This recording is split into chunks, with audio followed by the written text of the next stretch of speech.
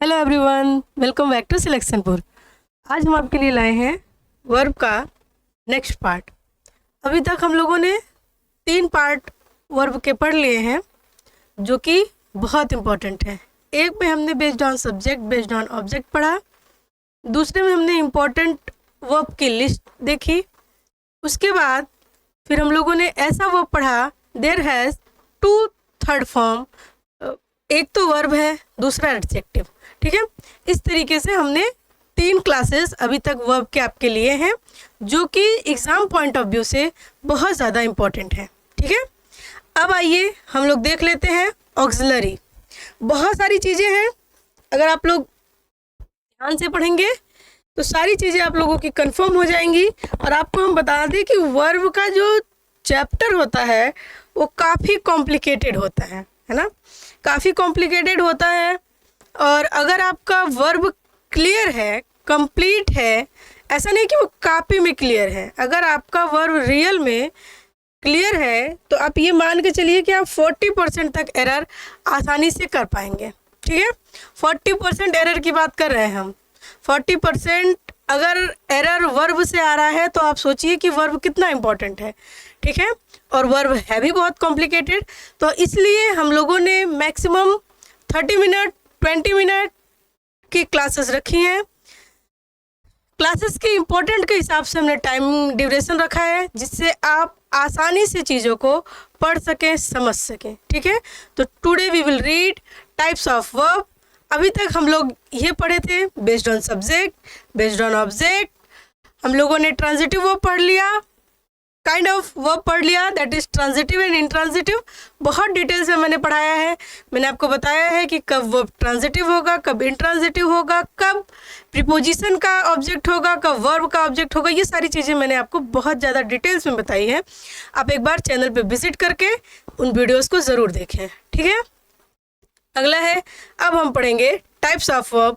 आप देखिए 2 टाइप्स होते हैं वर्ब के। पहला होता है ऑक्सिलरी एंड मेन। ठीक है, अब देखेंगे कि ऑक्सिलरी वर्ब को ही हम हेल्पिंग वर्ब कहते हैं और मेन वर्ब आप जानते हैं जैसे गो, वेंट, गॉन, ये सब क्या है? ये सब मेन वर्ब है। गो, कम, ये सब क्या है? ये सब मेन वर्ब है। लेकिन आज हम ये जानेंगे कि ऑक्सिलरी और हेल्पिंग वर्ब क्या है। ठीक है, तो चलिए देखते हैं, बहुत ही डिटेल्स में चीज़ों को समझने की कोशिश करते हैं। तो सबसे पहले आपको क्या लिखा है, पढ़िए। Auxiliary verb helps the main verb in deciding the tense, mood, voice, active, passive of the sentence. ये कह रहा है कि ये जो ऑक्सिलरी वर्ब होता है, जनरली ऑक्सिलरी वर्ब क्या होता है? इज होता है, एम होता है, आर होता है, वॉज होता है, वर होता है, और क्या होता है? Has, have, had, do, does, did, यही होते हैं मेनली। ऑक्सिलरी वर्ब एक और होता है भाई, विल, है ना, विल और सेल, यही इतने ही ऑक्सिलरी वर्ब होते हैं। ठीक है, ये क्या होते हैं? ये ऑक्सिलरी वर्ब होते हैं। बाकी गो, कम, रीड, राइट, स्पीक, स्लीप, ये सब क्या है? आपके मेन वर्ब है। अब आप ये देखिए, ये जो ऑक्सिलरी वर्ब है ये डिसाइड करता है टेंस का मूड, वॉइस, ठीक है, कि ये एक्टिव है या पैसिव है। टेंस का मूड यानी टेंस प्रेजेंट में है या फ्यूचर में है या पास्ट में है, टेंस एक्टिव है या पैसिव है। ये चीज़ें कौन डिसाइड करता है? ये आपके ऑक्सिलरी वर्ब डिसाइड करते हैं। I will tell you very details, आप इस वीडियो के साथ बस बने रहें। देखिए एग्जाम्पल ऑफ ऑक्सिलरी वर्ब, अभी मैंने आपको बताया कि is, am, are, was, were, do, does, did, had, has, have, had, can, will, must, should. अच्छा देखिए, ये कैन, विल, ये सब क्या है? ये मॉडल है, ठीक है, ये मॉडल है, और इसे ऑक्सिलरी वर्ब भी कह सकते हैं। अब आप ये देखिए कि कैसे ये सेंटेंस का मूड और वॉइस डिसाइड करता है। जैसे देखिए, he has a pen, he has a pen, तो अभी यहाँ पे ऑक्सिलरी क्या है? ऑक्सिलरी यहाँ पे हैज है, बट ये ऑक्सिलरी की तरह नहीं, मेन वर्ब की तरह काम कर रहा है। हैज किसकी तरह काम कर रहा है? मेन वर्ब की तरह काम कर रहा है। आप समझ रहे हैं? हैज मेन वर्ब की तरह काम कर रहा है, और ये हैज मेन वर्ब की तरह काम क्यों, कैसे कर रहा है? ये आपको कैसे पता कि ये मेन वर्ब की तरह काम कर रहा है? तो आपको पता है कि subject plus verb plus object का ही स्ट्रक्चर बनता है, ठीक है। तो सब्जेक्ट तो हमारा ही है, अब यही हमारा वर्ब है, और ये पूरा हमारा ऑब्जेक्ट है। तो बताइए ये मेन वर्ब का काम कर रहा है कि नहीं? ये मेन वर्ब का काम कर रहा है ना। आगे आगे देखिए, अब ये ऑक्सिलरी का काम कर रहा है। अब पूछिए कैसे? ये सब्जेक्ट है, ये ऑक्सिलरी है, और ये है आपका मेन वर्ब, ठीक है। अभी तक ये मेन वर्ब का काम कर रहा था, अब ये ऑक्सिलरी का काम कर रहा है। अभी तक ये पोजीशन दिखा रहा था, अब ये परफेक्ट बता रहा है ना। ही हैज़ रिटन, वह लिख चुका है। ही हैज़ रिटन, वो लिख चुका है, यानी उसका काम कंप्लीट हो चुका है। और यहाँ पे क्या कह रहा है? यहाँ पे पोजीशन बता रहा है। ही हैज़ अ पेन, उसके पास एक पेन, ठीक है, उसके पास एक पेन है। ये क्या बता रहा है? ये उसका पोजीशन बता रहा है, और यहाँ पे बता रहा है कि ही हैज़ रिटन, वह लिख चुका है। करेक्ट? कोई प्रॉब्लम नहीं। अब आइए देखते हैं,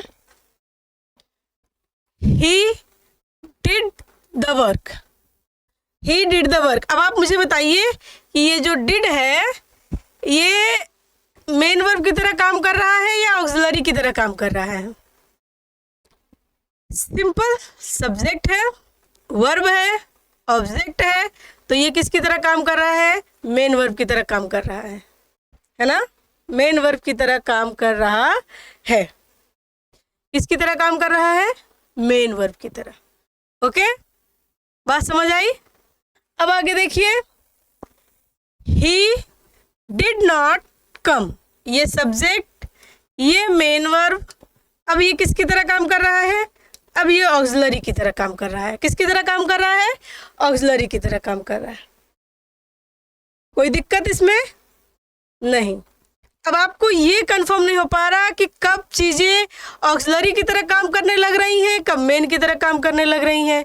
तो इसके लिए आपको समय देना पड़ेगा, वीडियोस को 2 से 3 बार समझना पड़ेगा, और आपको ये जानना पड़ेगा कि हैव के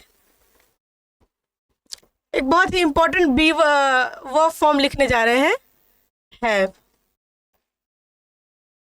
ये B1 है, B1, इसका V2 क्या हो जाएगा? हैड। इसका V3 क्या हो जाएगा? हैड। इसका V4 क्या हो जाएगा?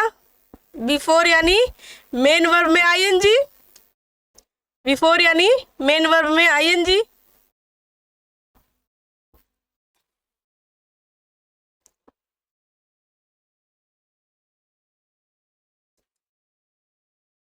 और V5 इसका क्या हो जाएगा?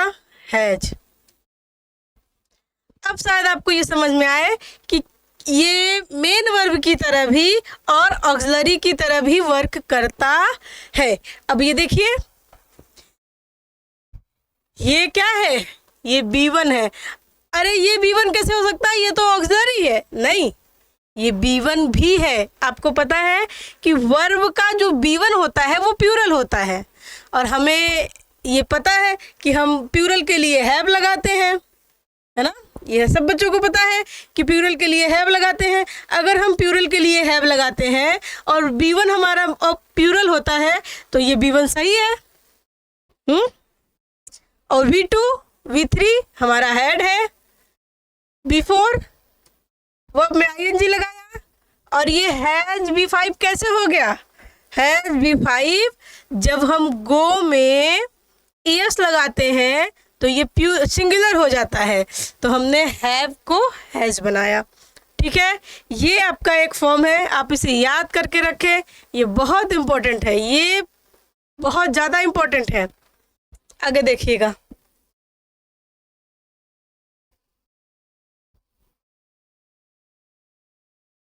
आइए एक और आपको बताते हैं।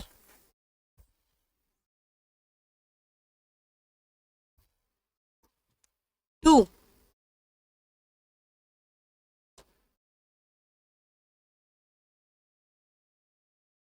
डिड, डन,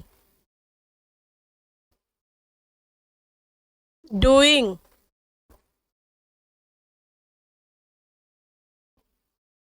ये V1, V2, V3, V4, V5।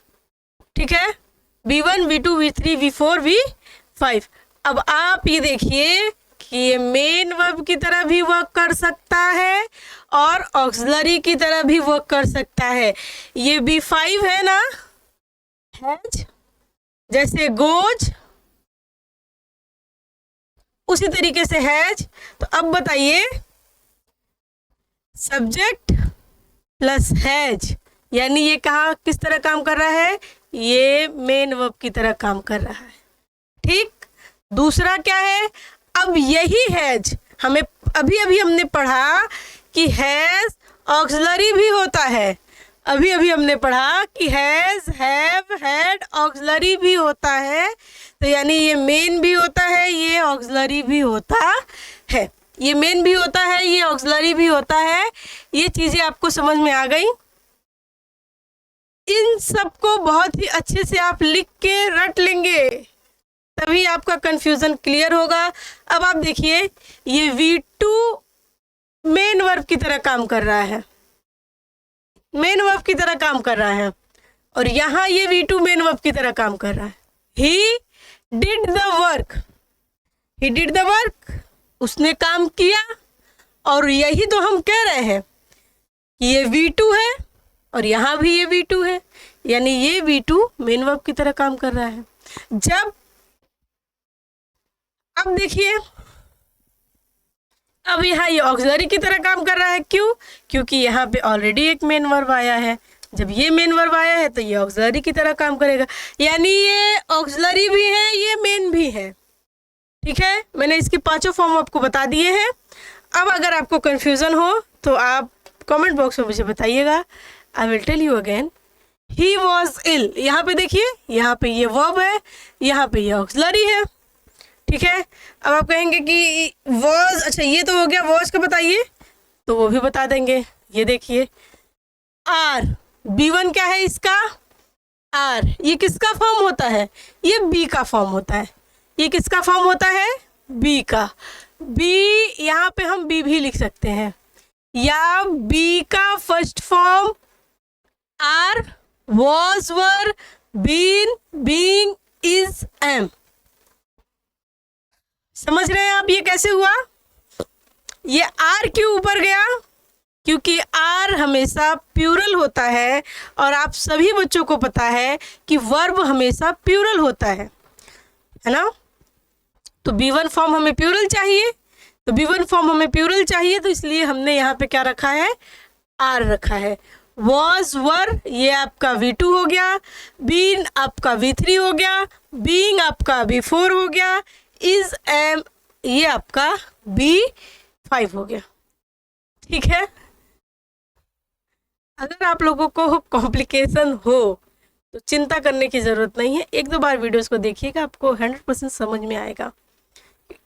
इसीलिए तो मैंने कहा ना, ये बहुत कॉम्प्लिकेटेड चैप्टर होता है, पूरी दुनिया पलट के रख देता है। अभी तक आप लोगों ने यही पढ़ा होगा, इज, एम, आर, ये ऑक्सिलरी होता है, but now you are reading कि इज, एम, आर ऑक्सिलरी तो होता ही होता है, मेन वर्ब भी होता है ना।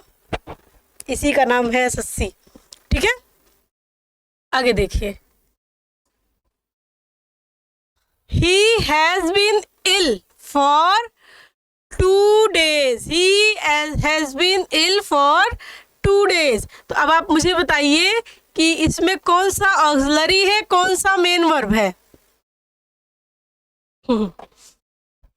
इसमें ये आपका ऑक्सिलरी है और ये आपका मेन वर्ब है। अभी अभी हम पढ़ के आए कि बी के थर्ड फॉर्म बीन होता है, और यहाँ भी हैज के बाद V3 लगा हुआ है ना, यानी ये ऑक्सिलरी, ये मेन वर्ब। ओके, अगला देखिए, he has been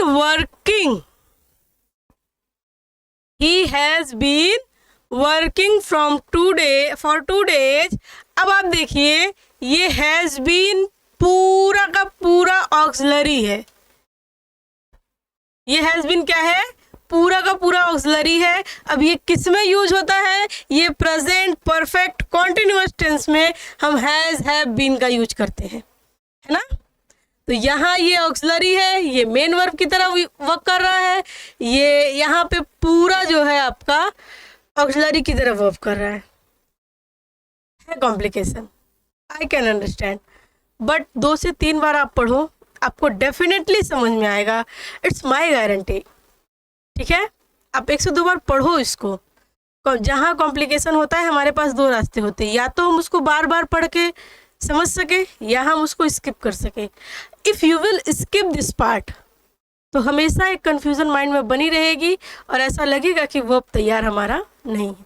कुछ पार्ट ऐसे हैं जो कन्फ्यूजिंग है, बस आपको क्या करना है, उसको 2 से 3 बार पढ़ना है। मैंने आपको क्या बताया, मैंने आपको अभी तक ये बताया कि ये सारे ऑक्सिलरीज हैं, ठीक है, और इसके मेन वर्ब भी बनते हैं। बस आपको इतना ध्यान रखना है कि ये ऑक्सिलरी तो है ही है, लेकिन इसके मेन वर्ब भी बनते हैं। तो ये मेन वर्ब की तरह भी यूज हो सकता है, ये ऑक्सिलरी की तरह भी यूज हो सकता है। ऑक्सिलरी की तरह यूज कब होगा, जब सब्जेक्ट हो प्लस हेल्पिंग वर्ब हो प्लस मेन वर्ब हो, यानी जब दूसरा कोई मेन वर्ब आएगा तो ये हेल्पिंग वर्ब बन जाएंगे, और जब कोई वर्ब नहीं आएगा तो ये मेन वर्ब बन जाएंगे। ठीक है, क्योंकि ये दोनों होते हैं, है ना। अभी मैंने आपको बताया मेन वर्ब कौन सा, देयर है 5 फॉर्म्स, जिनके पास 5 फॉर्म्स हैं वो मेन वर्ब है। तो इनके पास भी तो 5 फॉर्म्स हैं। आप देखिए, have, had, having, has, do, did, done, doing, does, है ना। इसके पास भी 5 फॉर्म्स। तो जब इसके पास भी 5 फॉर्म्स हैं तो ये मेन वर्ब की तरह भी और ऑक्सिलरी की तरह, दोनों की तरह काम करेगा। हमें पता कैसे चलेगा कि ये मेन वर्ब की तरह कि ऑक्सिलरी की तरह, तो हमने देखा डिड है, एक और वर्ब है, इसका मतलब कि ये ऑक्सिलरी है। हमने देखा कि डिड है, कोई वर्ब नहीं है, इसका मतलब कि ये मेन वर्ब है। अरे एक सेंटेंस में एक ही मेन वर्ब आता है भाई, एक सेंटेंस में एक ही मेन वर्ब आएगा। जब एक ही मेन वर्ब आएगा तो या तो ये मेन वर्ब की तरह काम कर सकता है, या तो ये ऑक्सिलरी की तरह काम कर सकता है। ये डिड जो है, या ये मेन वर्ब की तरह काम करे या ऑक्सिलरी की तरह काम करे। तो हमने देखा यहाँ पे एक मेन वर्ब ऑलरेडी आया हुआ है, तो इसका मतलब कि अभी ये ऑक्सिलरी की तरह काम कर रहा है। और यहाँ पे हमने देखा कि कोई वर्ब नहीं है, इसका मतलब कि ये राइट नाउ मेन वर्ब की तरह काम कर रहा है। समझ आया? आगे देखिए,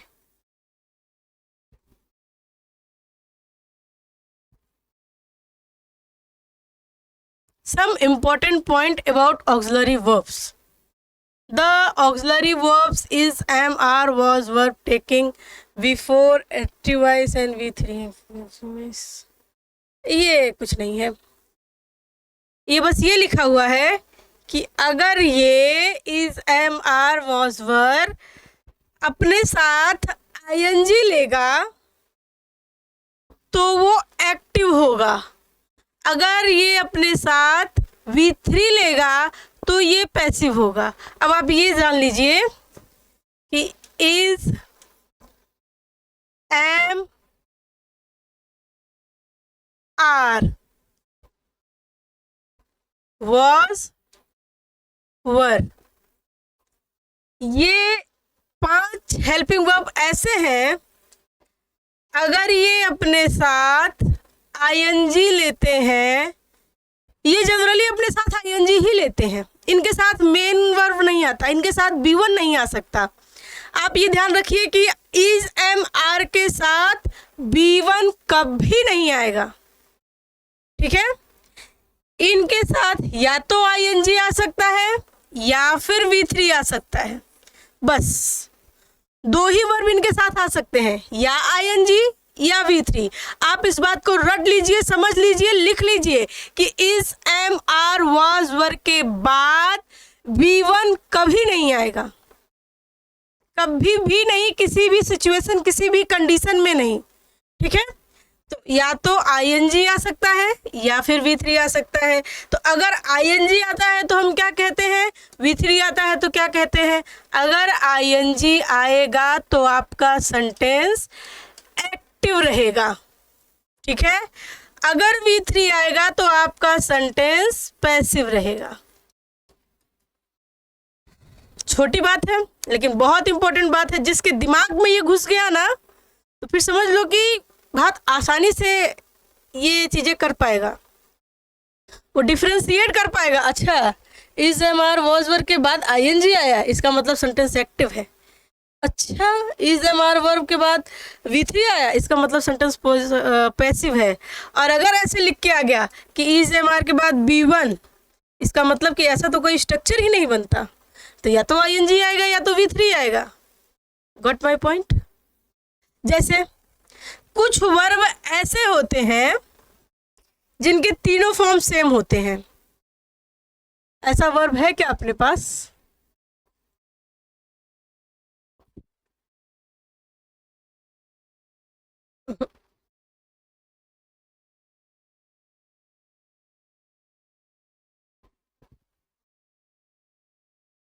कॉस्ट, ये देखिए,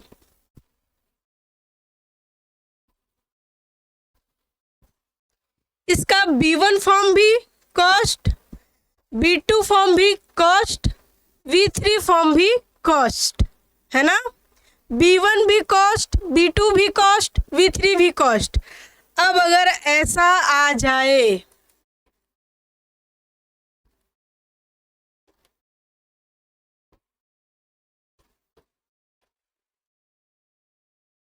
अब अगर ऐसा आ जाए कि इज प्लस कॉस्ट, तो बताइए, अगर इज के साथ कॉस्ट आ रहा है तब आप क्या मानेंगे? अब देखिए, ये आपकी हेल्प करेगा। अब इसको अब आपको पता है कि ING is am are was verb के बाद 2 ही कंडीशन बनते हैं, या V3 या आईएनजी, ठीक है।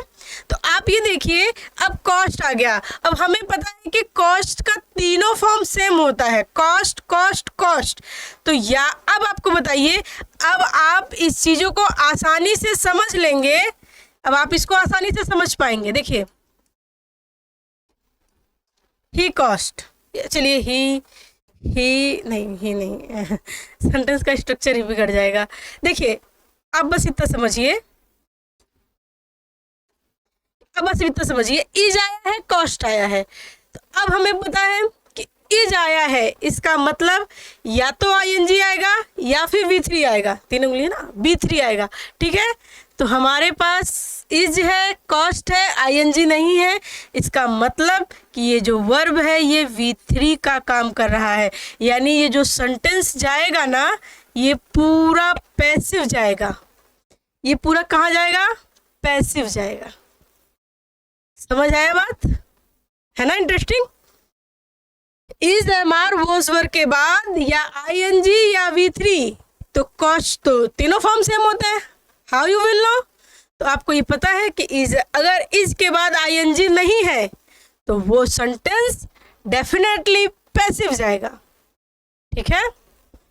समझ आया? ये जरूरी है। आगे देखिए, he was giving a book, he was giving a book। अब आप देखिए वॉज आया, वर्ब में आईएनजी आया, यहाँ वॉज आया, वर्ब का थर्ड फॉर्म आया, यानी ये एक्टिव ये passive. The essay is written by him, the essay is written यानी V3 by him। अच्छा बाई हिम है तो पता चल जा रहा है, बाई हिम तो वैसे ही पता चल जाता है कि ये जो है पैसिव है, इसको बताने की जरूरत नहीं, बाई से बच्चे पता कर लेते हैं। लेकिन अगर बाई ना हो और हमें पता करना हो कि ये एक्टिव है या passive, so what we will do, we will see. अच्छा इज है तो वर्ब में आईएनजी आना चाहिए, वर्ब में आईएनजी नहीं है, V3 है, ओह ये पैसिव है। ठीक, कैसे पता किया? इज है, is am are was were के दो ही कंडीशन है, या आईएनजी या V3। अगर आईएनजी है तो एक्टिव, अगर V3 है तो पैसिव। तो यहाँ पे तो आईएनजी इज है लेकिन आईएनजी नहीं है, इसका मतलब कि ये V3 और V3 है तो पैसिव है, V3 है तो पैसिव है। अब देखिए the student is writing the essay, यहाँ पे इज भी है, यहाँ पे आईएनजी है, इसका मतलब कि ये एक्टिव है। समझ में आई बात? कोई दिक्कत नहीं आई। The auxiliary verb has, have, had, take V3 of verb. अब आप ये बात ध्यान रखिएगा हमेशा और हमेशा, ये जो हैज है, हैव है और हैड है, ये कुछ भी हो जाए, चाहे एक्टिव हो चाहे पैसिव हो, ये हमेशा अपने साथ V3 ही लेते हैं। सेंटेंस एक्टिव का हो, सेंटेंस पैसिव का हो, सेंटेंस कुछ भी हो, ये अपने साथ हमेशा और हमेशा V3 ही लेंगे। ठीक है, आगे जैसे ही, सो, हैड, बिगन, V2 होता है, ये V3 होता है, ये सही होगा। द टीचर हैव, टुक नहीं, टेकन। ही हैज रोट या रिटन, रोट नहीं, रिटन। ठीक,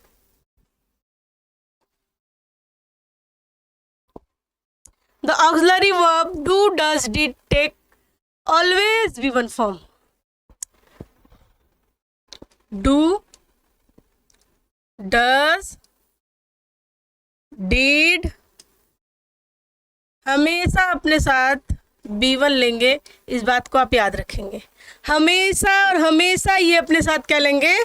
B1 लेंगे। किसी भी कंडीशन में, किसी भी सिचुएशन में ये तीनों अपने साथ V1 लेंगे, और किसी भी कंडीशन, किसी भी सिचुएशन में ये तीनों अपने साथ V3 लेंगे। इज एम आर का तो मैंने आपको बता ही दिया। ठीक है, जैसे ही डिड नॉट वेंट, नहीं भाई, गो। ही डू नॉट कम्स, ही, दे है, डू है, कम, तो B1 लेगा। ये कहाँ से आ गया? ये तो B5 हो गया ना। B1 में अगर हमने S या ES जोड़ दिया तो ये B5 हो गया, लेकिन हमें तो B1 चाहिए। अगर हमें B1 चाहिए तो ये नहीं होगा, यही होगा। ठीक है, आगे do, does, did as an auxiliary verb is not used in positive sentence. अब आप ये देख लीजिए कि ये पॉजिटिव सेंटेंस के साथ यूज नहीं होते, है ना। जैसे प्रेजेंट इंडेफिनिट का पॉजिटिव सेंटेंस बिना डू डज का यूज होता है, और उसका नेगेटिव सेंटेंस में डू डज यूज होता है। तो ये कभी भी पॉजिटिव सेंटेंस में यूज नहीं होते। इनको आप लिख के एक बार समझ लेंगे कि कभी भी ये पॉजिटिव सेंटेंस में नहीं आएंगे। देखिए पॉजिटिव में आए हैं क्या? नहीं, नॉट साथ में आया है ना।